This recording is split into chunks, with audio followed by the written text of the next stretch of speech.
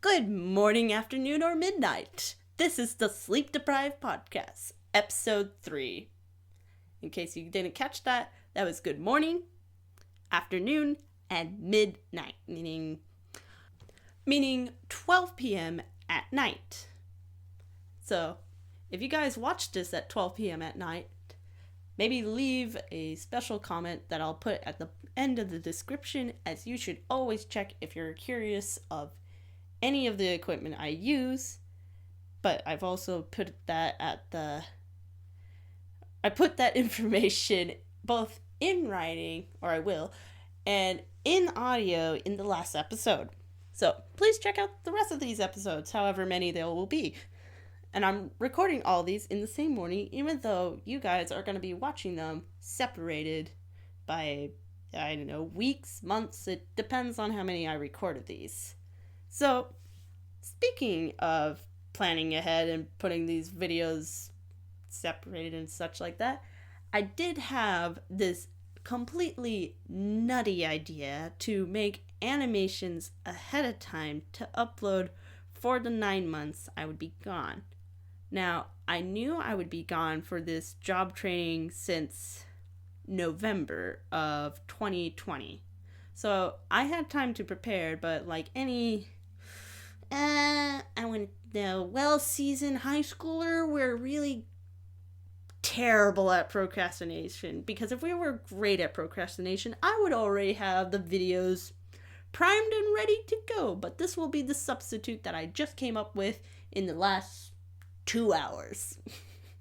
Now, what were some of these videos that I was planning on making ahead of time? Well, one of them was the Halloween video that I was meant to release last year. Yeah, that thing about procrastination is very strong, but I've been working against it, and I will definitely be working on it during my 9 months of training. So, it's this little Halloween story that my mother has, and I wanted to record it. Saying mother is so weird. I call her Edishinya, which means sweet mother in Hungarian. But moving on, so then you guys don't click off the video and find something better, which I bet there is. Moving on. The other one that I wanted to get done was another bike video. I don't know which story it will be, but I have several bike videos. Or a video about becoming a teenager? No. It's my one tip to all teenagers, which I'll have to review what I wrote, because apparently it didn't stick with me. Because I'll be turning 20 this year of 2021. So I figured, since this is my last year being a teenager, last few months being a teenager, that I would, for the celebration of me becoming 20 for November 25th, maybe I'll have this podcast on there, or maybe not. Anyways, I figure I would give my one tip about being a teenager.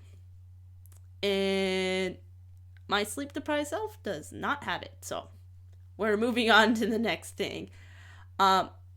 Yes, I am now speaking, not in one syllables anymore. I am just, I may not have any tips for teenagers at the moment, even though I am one still. That I feel sorry for any of you that I cannot help at this time, but you'll figure it out.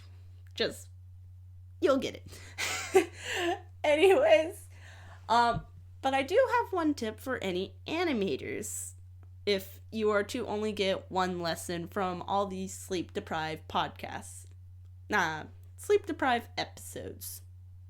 Whatever will ring better. Sleep deprived sitcoms. Yes, that'll sound better. Anyway, squirrel! My one tip for any animators is to listen, or animators who are aspiring to get big, is to listen to the voice chat podcast by the Amazing, Rushline Invader, and she's compared to a lion. She's very short. She's a dot with yellow hair, a blue ribbon. can't think of her name right now, and it's not Amy Wright Meow, because that is a different one, though she is on that podcast.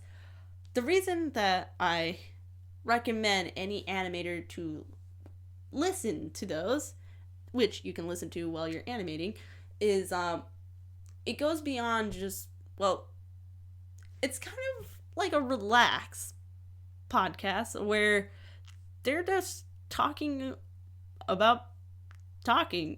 No, that isn't it.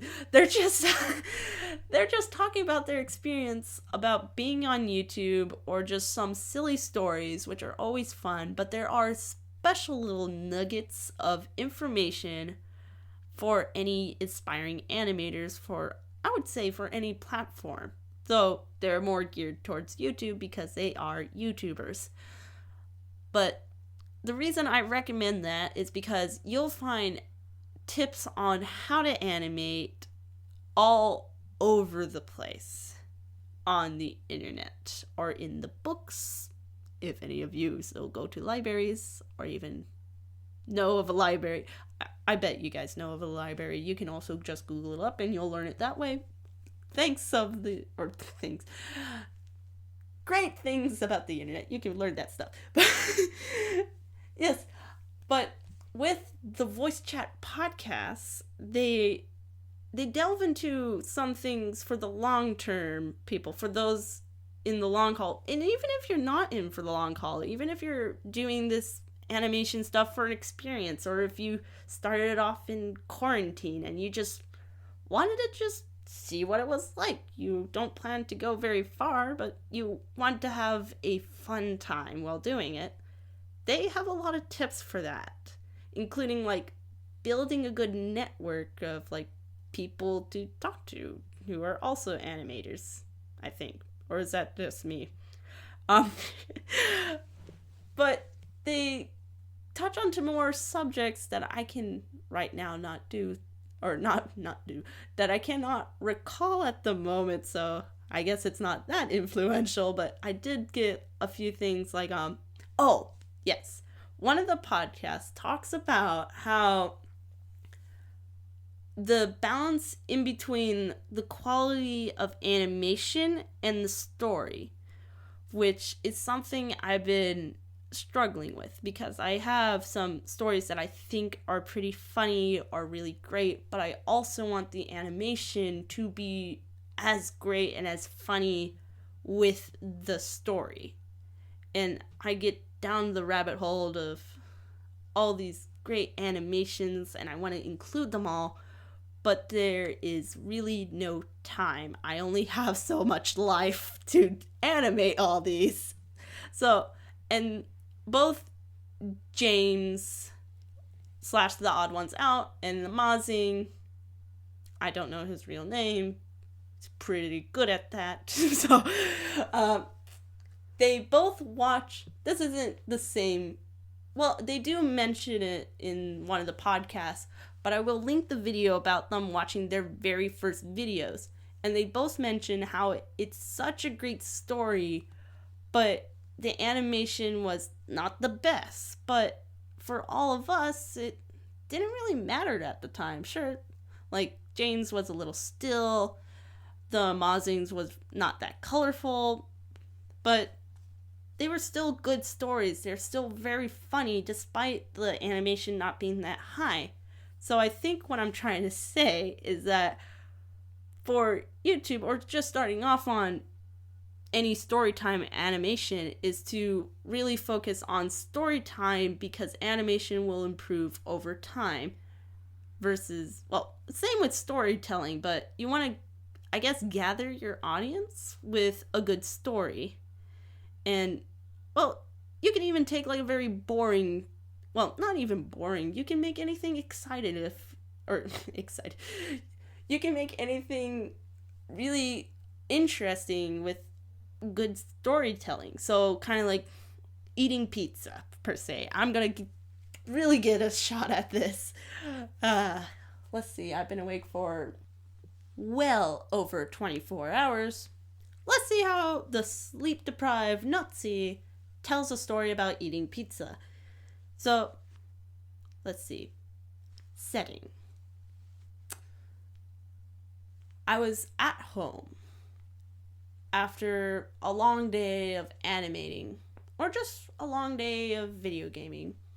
Not anything too straining, but just something that took a lot of time. And the pizza that I re-nuked in the oven, or not oven, the microwave. Either way works.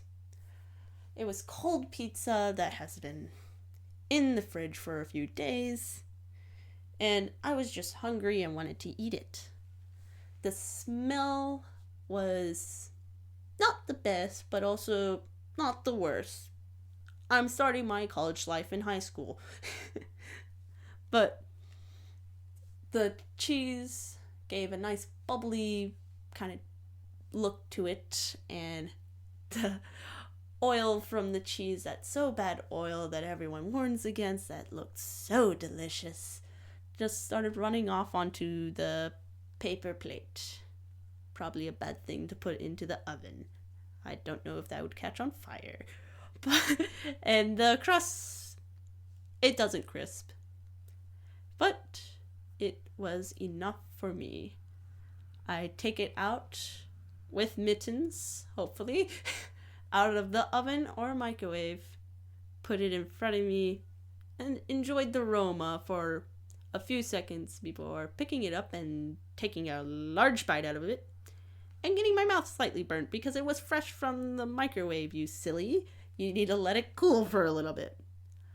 I'm slightly impatient and decided to take an ice cube and put it over the cheese to cool it down a little bit, because I've been animating for a very long time, or I've been video gaming for a very long time, and I like to eat now, not 10 seconds later. Maybe this can also be used for a personality test. And so, after it's now soggy and slightly cooler, I then bite into the pizza. The sauce, it's still hot, but something I can bear. And it's very nice to finally get something in my stomach that I've either somehow disconnected from my brain for so long animating or gaming, or where I didn't feel hungry until I started to have the pizza cook in the oven or microwave, and smelling the cheese and the very soggy crust. I don't care how old it was, as long as it wasn't rotten. And so, yeah, I guess that's an example. So maybe as an exercise, some of you can just take a normal everyday thing about something and tell a story about it and see if it works.